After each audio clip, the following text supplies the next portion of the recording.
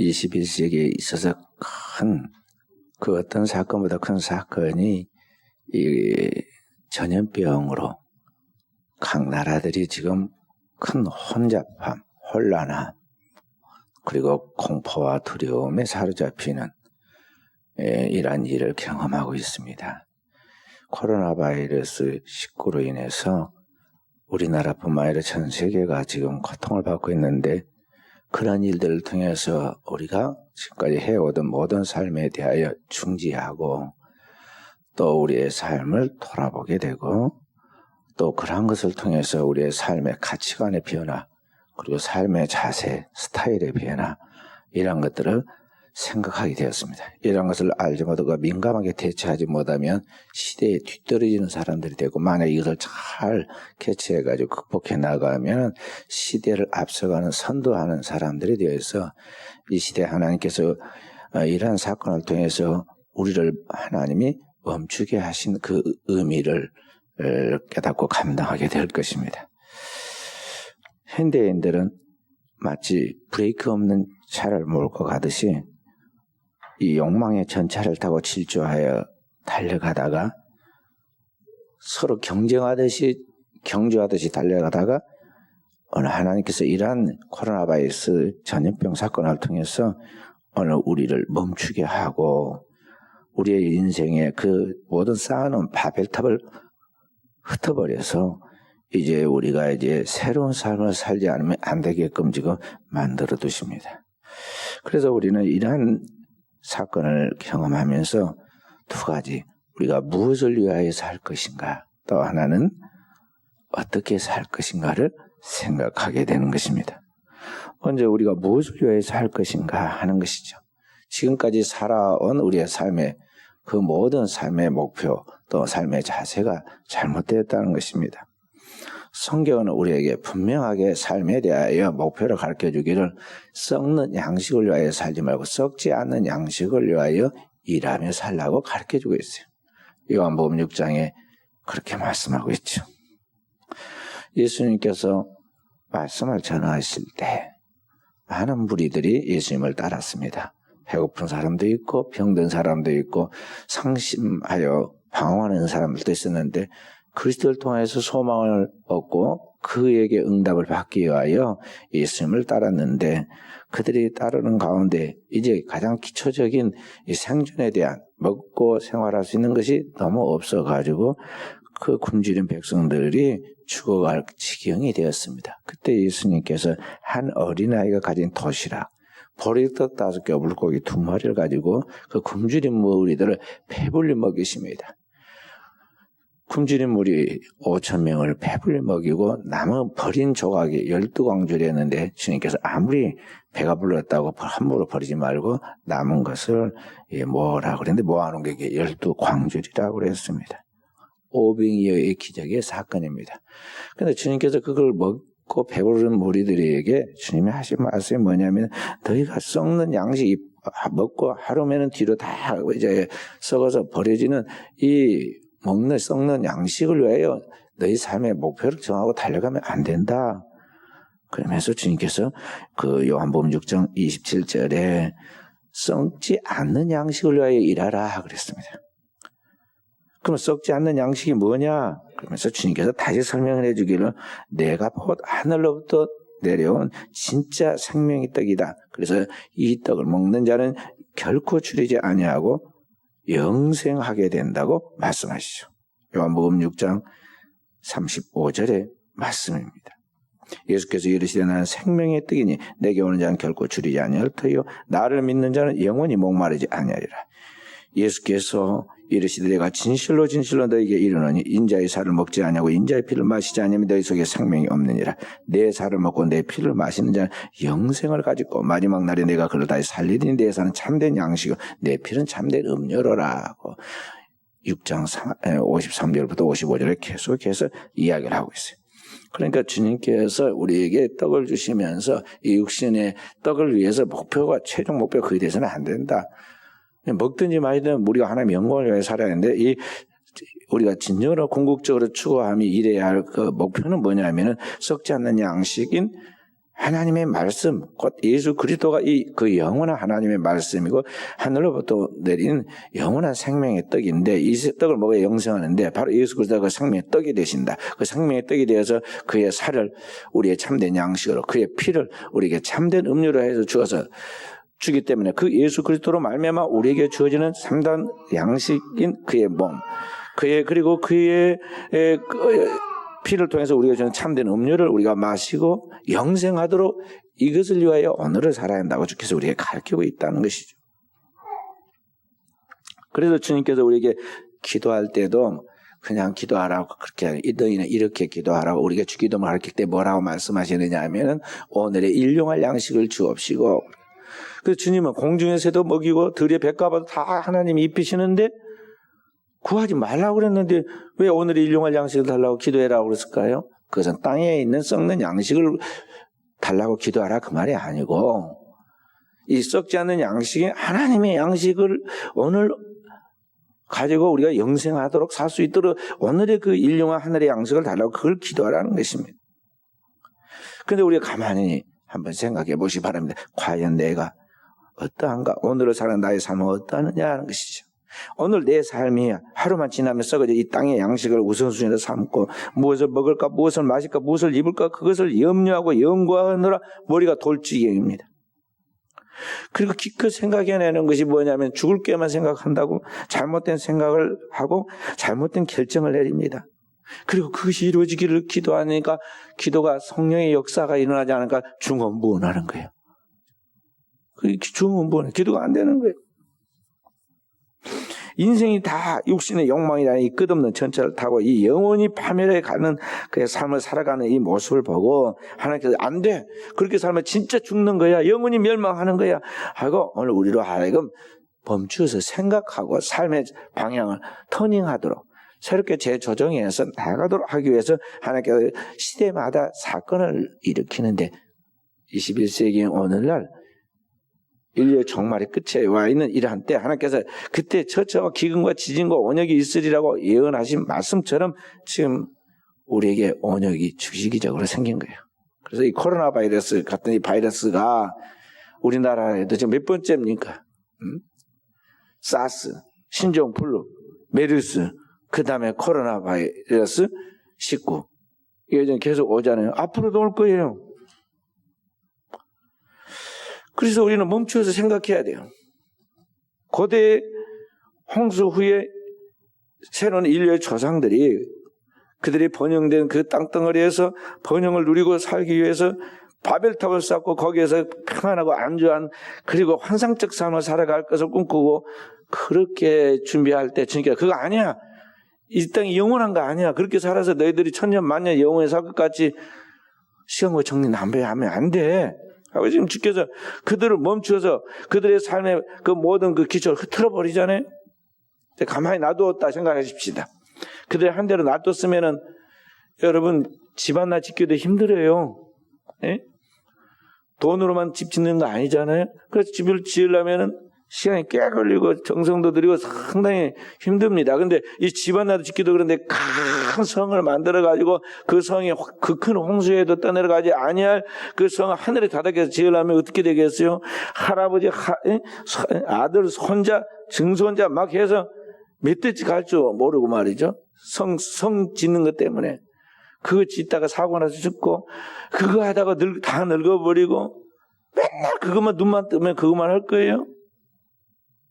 인생을 사는 목적이 성 쌓는 그거 하나 때문에 홍수가 일어날지 안 일어날지도 모르는데 분명히 성경을 그들이 하나님의 말씀을 믿었다면은 홍수에 하나님께서 분명히 말씀하시기를 무지개를 쫙 주면서 약속하기를 다시는 물로 너희를 멸하지 아니하리라고 하나님이 사인을 줬단 말이죠.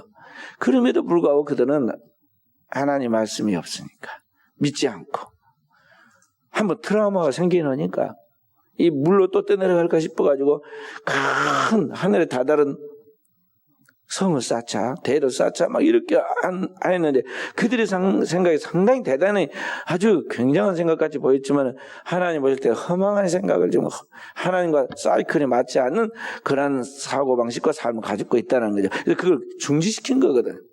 이 사건이 지금 언어를 혼잡게 해가지고 그들의 모든 생활을 흩어버린 것은 그거 아니다는 거예요. 삶의 목표를 재조정해라. 너희 삶의 목표는 이 땅이 아니라 영원한 하나님의 나라이고 그 하나님의 나라의 영광을 위하여 너희는 부름받아 하나님의 형상과 모양으로 지음받은 존재다.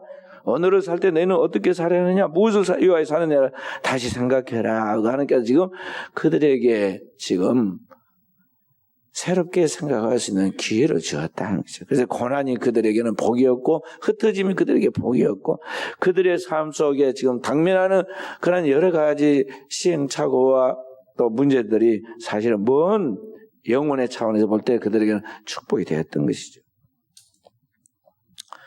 그래서 첫째는 오늘 주님께서 이러한 일들을 통해서 우리에게 무엇을 위하여 살 것인가에 대하여 썩지 않는 영식을 위하여 사는 인생이 되어야 한다 하는 걸 가르쳐 주겠죠.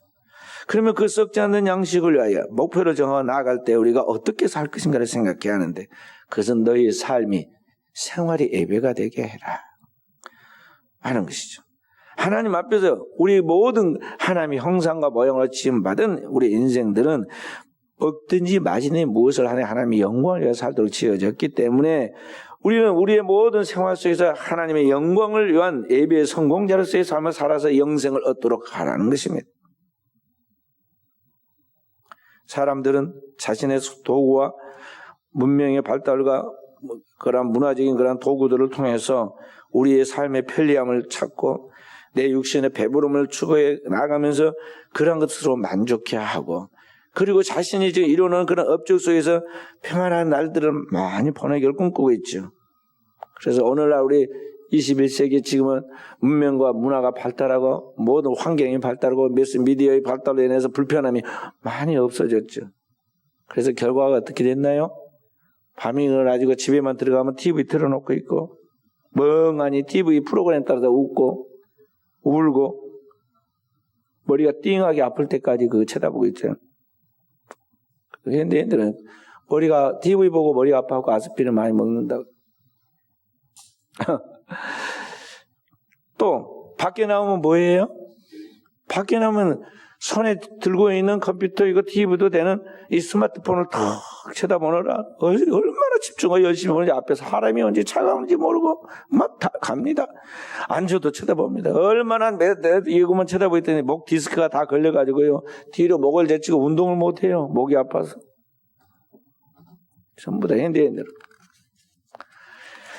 자, 오늘 무엇을 위하여 이렇게 살아가느냐 하는 거죠. 의미 없는 삶의 나날이 되어가지고 있습니다. 괜히 어디에서 전화나 오지 않는가 핸드폰을 손에 쥐고 앉아서 말이죠. 그러다 어디 전화가 오는데 다 영향가 없는 사람들한테 전화 온다고. 그리고 그런 친구들이 전화 와서 밥 먹으러 가자면 밥 먹으러 따라가고 놀러 가자면 놀러 따라가고 혼자 바쁜 척은 많이 해요. 그러다 어쩌다 교회 한번 오게 되면 어때요? 이 하나님 앞에 예배 드리면서 영혼이 잘 돼야 하는데 중요한 시간에는 또 딴 생각을 하면서 빨리 안 끝내느냐고 막 언성이 높습니다. 그리고 나가서 그 뭐 대단한 거 뭔가 가만히 봐보면요 별 볼 일 없는 일을 하고 있어요. 그러면서 세월 다 보냅니다. 아일랜드의 유명한 작가 버나드 쇼가 95세까지 살다가 유명한 명성을 누리며 살다가 세상을 떠났는데 묘비명을 미리 자기가 정해놓고 갔습니다. 이렇게 내 묘비명 써주라 그랬어요. 뭐라고 그랬어요? 우물쭈물 하다가 너 이럴 줄 알았다. 그렇게 묘비명을 써주라고 그랬어요. 극작가거든요. 그러니까 사람을 웃기는 극작가니까요. 마지막 자기 묘비명도 그렇게 써서 인상 깊게 남겼지만 사실은 자기가 100년 가까운 세월을 살면서 너무 세월을 헛되게 허무하게 산 것이 후회가 돼서 후세에게 교훈을 주려고 그렇게 묘비명을 쓴 거예요. 인생은 얼마나 소중한 존재인지 하나님의 아들 예수 그리스도께서 오셔서 그 생명인 그의 피로 우리를 구원해서 영원한 하나님 나라에 확실한 부활체로 그렇게 들어가도록 하나님의 그 생명인 하나님의 영 성령을 불어넣어서 오늘 우리와 이건 그 영원한 하나님 나라에 들어갈 수 있도록 특별한 새로운 존재로 지었는데 그 새로운 피조물로 지음받은 우리가 그리스도의 피로 구원받고 새로운 피조물로서 하나님 자녀가 된 우리가 그의 영광을 위하여 오늘을 하루하루 목적을 가지고 계획적으로 그리고 모든 삶을 잘 살아야 한대. 그 사는 삶이 한마디로 말해서 그 예배의 삶이 되어야 한다는 거죠. 참된 예배의 삶이 되어야 한다. 너희 몸을 하나님께 드리는 살아있는 예배, 사한 제사로 드리라 그 말이 바로 살아있는 예배다운 삶을 드리라는 거예요. 근데 문제는 그 시간을 전부 다 세상에 헛된 것이다가 낭비하고 자기 인생을 안 살고 남의 인생을 살고 있고 그렇게 한다는 거예요. 하나님 앞에 예배를 드려야 진정으로 거듭나고 변화되고 성숙해 나가지 못하면 은혜가 나를 지배하지 못하고 어떤 현상이 생기느냐면 우리가 잘못 살게 되죠. 하나님의 은혜가 지배하는데 안 달고 내가 지배해서 내 마음대로 살아놓으니까 어떻게 되냐. 내가 잘못 살아갖고 일이 자꾸 엉클어지고 잘못됐는데 문제는 뭐냐면 그것을 내 탓이다 생각하고 자기를 돌아보는 것이 아니라 자기가 잘못 산 것을 다 남의 탓을 해요. 그래서 늘 남을 탓하느라 시간을 다 낭비하게 되고 자기 주변에 있는 가장 가까운 사람들 지금 이제 하나님 붙여준 가족, 사랑하는 사람, 교회 목회자와 성도 이런 분들이 굉장히 나와 중요한 존재들인데 그 사람들 다 탓을 해가지고 원수로 맺고 인간관계가 사막이 되고 말아요. 그래서 우리나라 어른들이 뭐라고 그랬어요? 그러지 말아라. 이쁨도 내게 있고 미움도 내게 있다. 네가 잘해야 한다. 어른들 늘 우리한테 입버릇처럼 가르치는 이야기인데요. 현대인들 잘 몰라요. 그러나 진정으로 하나님 앞에서 은혜 받고 하나님의 산 제물처럼 살아가는 우리 하나님 백성들은 이런 하나님께 멈춰 하고 이렇게 어려움을 줄 때 또 어떤 시련들이 올 때는 항상 어떻게 하냐. 자기를 돌아보라 하는 거죠. 자기를 돌아보고 내가 진정으로 예수의 제자로 살아가고 있는가. 주님께서 아무리 나를 따르는 자기를 부인하고 자기 십자가를 지고 나를 따르라고 그랬잖아요. 예수 닮은 진정한 제자로 살아가라는 것이죠. 그리고 한 사람을 전도하면 끝나지 말고 그 사람을 진정한 주님의 제자로 삼아라고 주님께서 말씀하셨듯이 그 제자가 바로 내가 돼야 하는데 내가 그 주님의 제자답게 살아가고 있는가.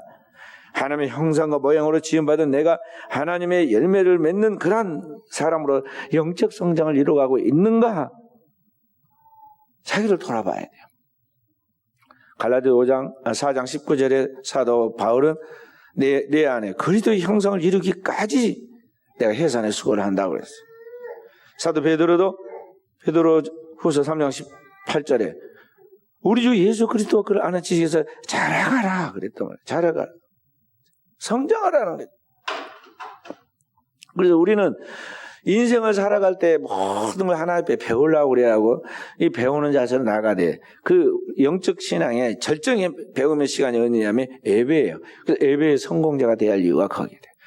준비된 예배를 드려야지 그날 예배가 성공하고 예배를 통해서 그것을 다시 되새김질을 해가지고 자신 삶에 적용하여 야 우리가 하나님 앞에서 들은 대로 믿게 되고 믿은 대로 행동하게 되었고 있어요.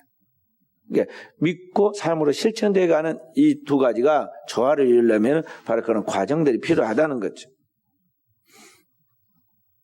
1만 시간의 법칙이라는 이야기가 있는데요. 무엇이든지 그 분야에 1만 시간의 시간만 투자하면 그 분야의 최고가 된다는 그런 이야기.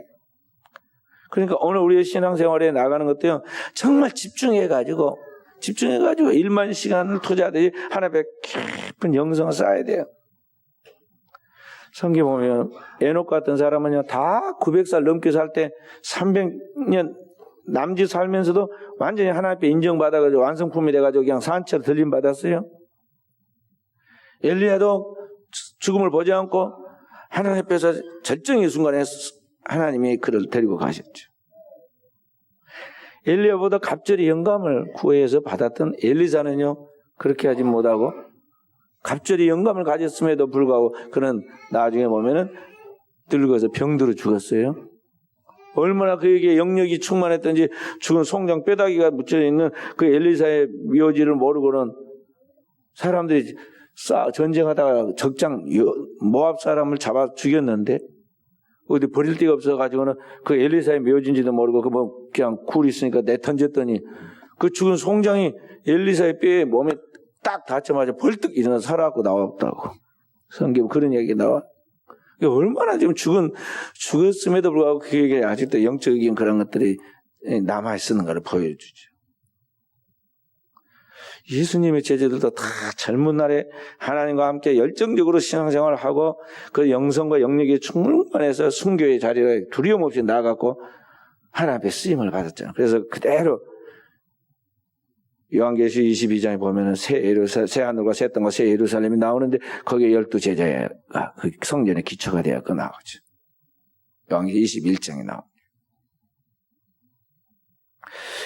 그러니까 오늘 우리는 우리의 신앙과 삶을 조금이라도 더 이 육체가 힘이 있고 청명이 남아있고 조금 기력이 있어서 젊을 때 주님과 함께 이 정점을 이루도록 해야 돼요. 나이가 들면 힘이 빠지고 기억력도 감퇴되고 그리고 모든 환경 속에서 주님과 함께 동행하는 삶에 살기가 너무 힘들어져요. 생각을 해봐요.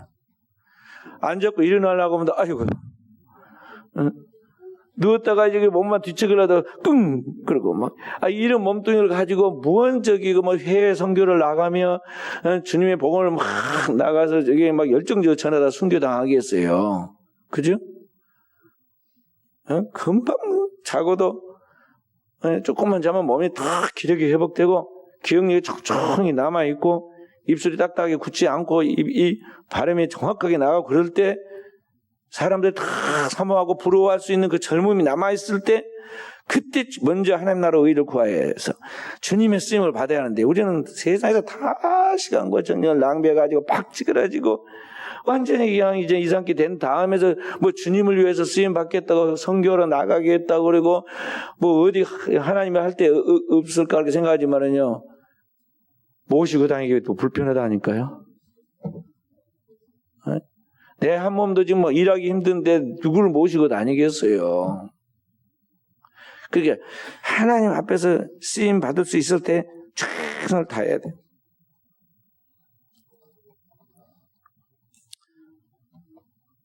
코로나 바이러스가 우리가 좀 영적 해거리를 하게 만들고 있어요. 다 멈춰가지고 영적인 자기의 그 몸 관리를 하게 만든다는 거죠. 저희 시골 집에 감나무도 있고 밤나무도 있고 가죽나무도 있고 그런 것도 배나무도 있었는데요. 이게 한 해 막 주렁주렁 열려서 이게 내년에 더 많이 따겠다. 그래가지고 많이 열으라고 막 거름을 밑에다가 파가지고 1m 떨어지게 해가지고 막 파가지고 다 해놨어요. 근데 그 다음에는 그렇게 정석하게 해놔도 해거리를 해요. 그래가지고 조금밖에 수확이 안 됩니다. 이상하다. 분명히 거름을 많이 줬는데 그러잖아요. 근데 그래서 그 다음에는 그냥 놔둬버려도 그 다음에는 또 나무들이 전부 다 그럽니다. 해거리를 해요. 그게 식물의 몸 관리답니다. 식물도 자기 몸 관리를 해. 그러니까 우리 인간들이 기계가 아니고 기계도 2시간만 자동차 몰고 가면 꼭 쉬라고 저기 자동차가 그러잖아요. 쉬었다 가라고. 그런데 우리가 그냥 브레이크 없는 전차처럼 욕망의 전차를 타고 막 죽을 자인지도 모르고 막 질주해 가면서 세상과 세상에 있는 것들에 집착해서 거기다 시간과 정력과 우리 인생을 다 탕진해 가니까 하나님이 아니다는 거예요. 제발 멈추어라. 멈추고 생각해라. 그래 하나님이 위해서 부르신 부름의 소망이 무엇인지 생각하고 너를 이 땅에 왜 하나님이 보내셨고 네가 무엇을 위해 살다 가야 할 것인지 제발 하나님 말씀을 통해서 너를 재조정해라. 삶의 스타일을 재정하고 너의 삶을 새롭게 하라고 주께서 지금 이 인류에게 그리고 각 나라마다 그리고 우리 교회에 지금 메시지를 주고 있다는 것이죠.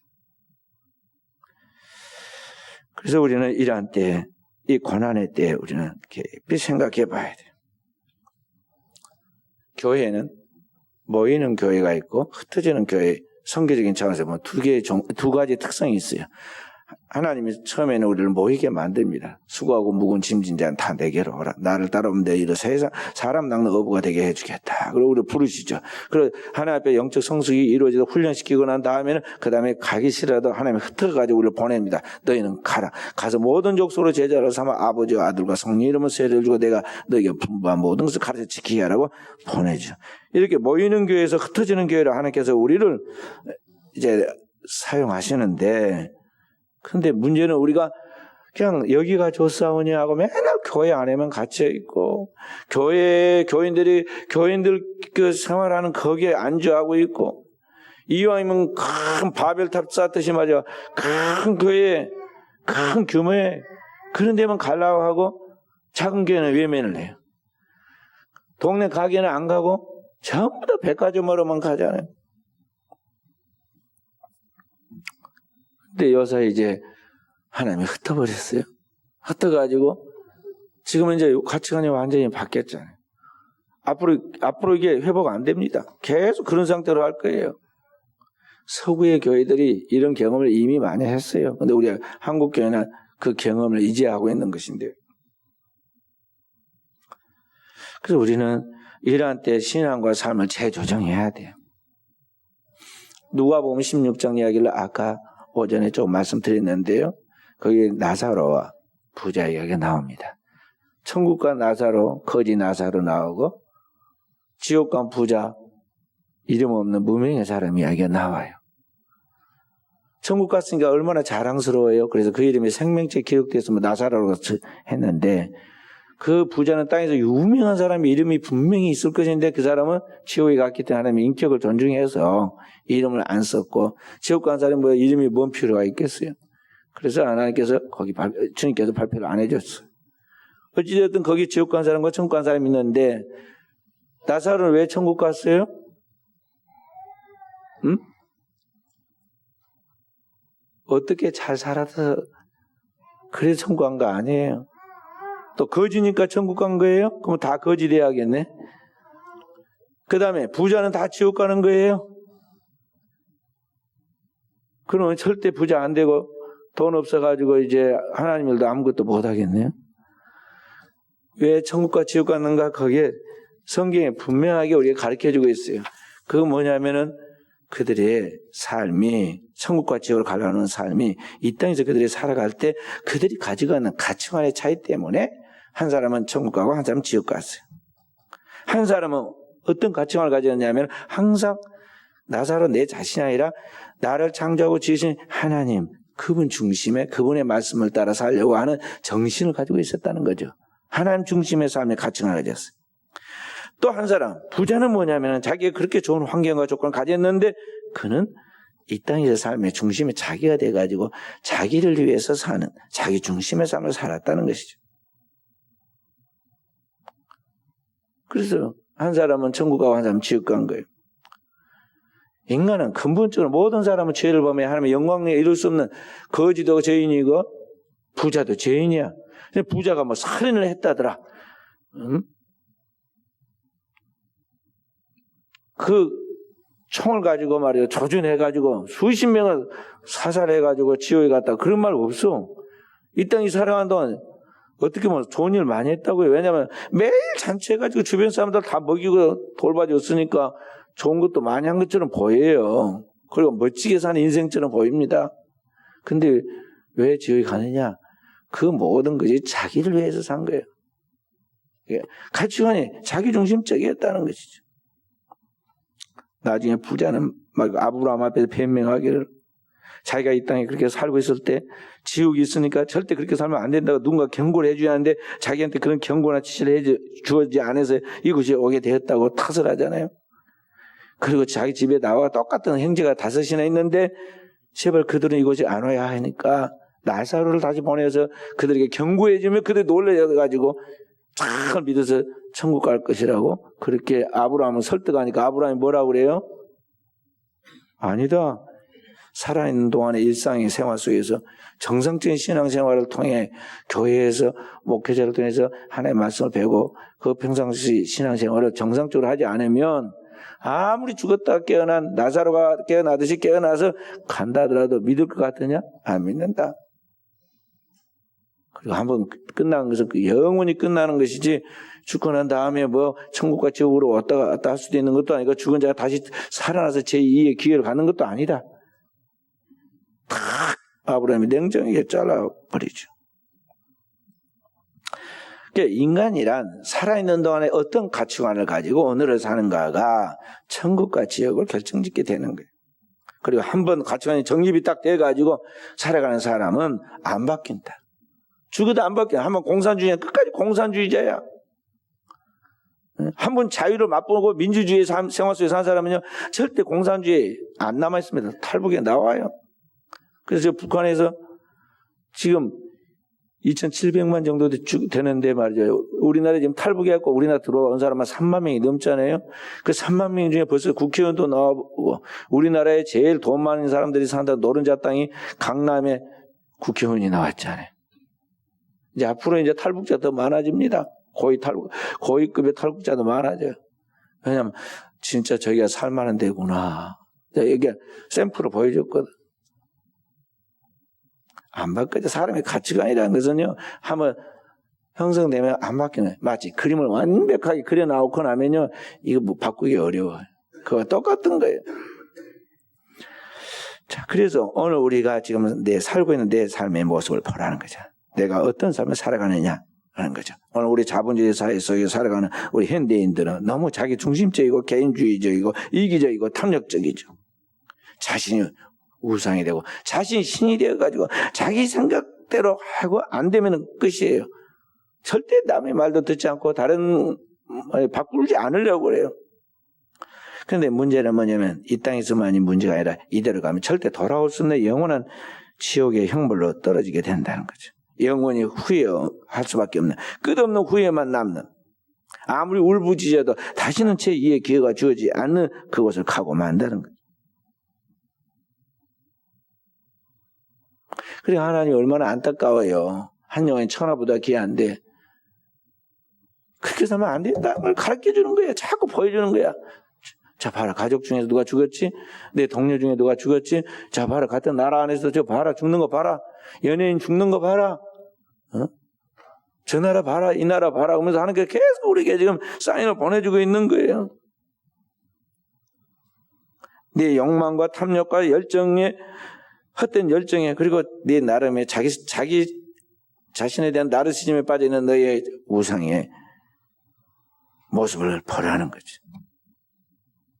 그래 인간의 유한함과 함께 영원하신 하나님의 실제 하나님 되심에 대한 인식을 새롭게 하고 그 하나님 앞에 나이가 얼마나 티끌 같은 유한한 존재인 것을 깨달아서 하나님을 두려워할 줄 알아야 하고 그 하나님 앞에 정신을 차리고 내가 오늘 어떻게 살 것인가를 생각해서 자기의 삶을 재조정해 나가라고 가르치고 있는 것이죠.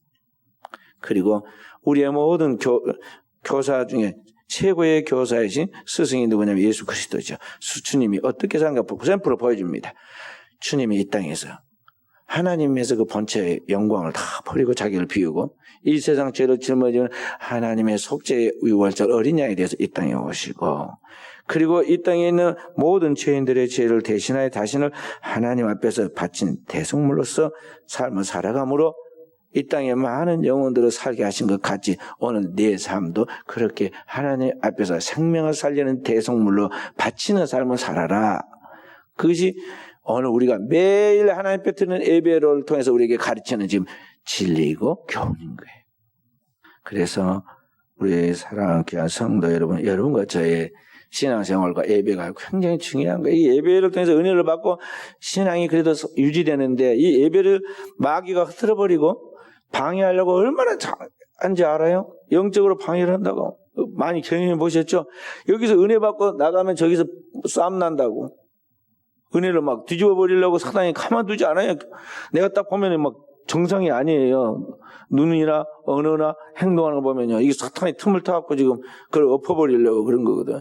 그나마도 지금 말씀이 딱 옥토에 떨어졌으면 조금 안심이 될 건데 길가에 떨어져갖고 또는 경기에 떨어져갖고 들어갈까 말까 하고 있는데 그거 마저도 떼내려고 마귀가 밭에 들어가지 못하게 하려고 열매 뿌리 내려서 열매 못 맺게 하려고요. 역설이에요.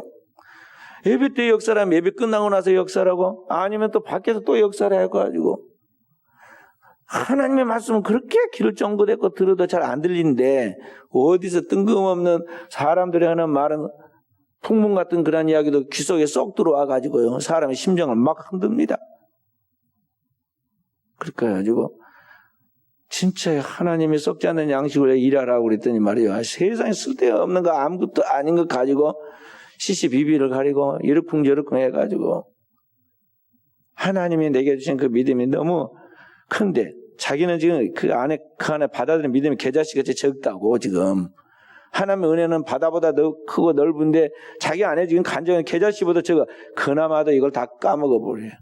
새들이 와서 먹어버렸다. 그래서 까먹는다. 그래서 오늘 우리는 영적 수준을 높여야 합니다. 왜냐하면은 오늘 우리가 교회 안에서 드리는 예배는 성전의 예배죠. 이 예배가 우리의 교회 밖에 나가서 가정과 직장과 생활하는 현장에서 나타나는 일상의 예배에서 똑같이 이게 균형을 이루도록 교회 안에서나 교회 밖에서 우리의 생활 속에서 그게 동일하게 영향을 미치도록 빛은 집 안에 있을 때든 밖에 있을 때든 그건 빛이잖아요. 세상을 밝게 하는 것 같죠. 오늘 우리는 그런 생명이 우리 안에서 흘러 넘치도록 우리 자신의 영성을 높이 하고 무장히 하고 강건하게 우리를 다잡아야겠어요. 그 나이와 관계없이 겉사람은 후패하나 속사람 나를로 새롭도다 하는 것 같이 말이요. 그런 영성의 거장들이 되어야겠어요. 오늘 우리 사랑하는 순천 은혜교회가 우리 사랑하는 성도들이 저와 함께 이런 영적인 발전과 변화를 통해서 그리스도의 장성한 분량에 이르고 주님을 기쁘시하고 세상을 살리는 희망이 되는 귀한 역사 있기를 주의 이름으로 축원드립니다.